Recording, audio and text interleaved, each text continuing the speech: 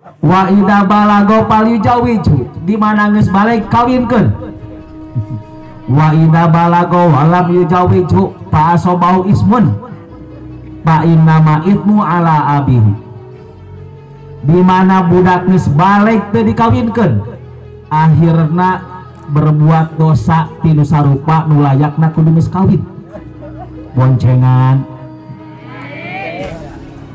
mojok, mangka dosana kakolotna.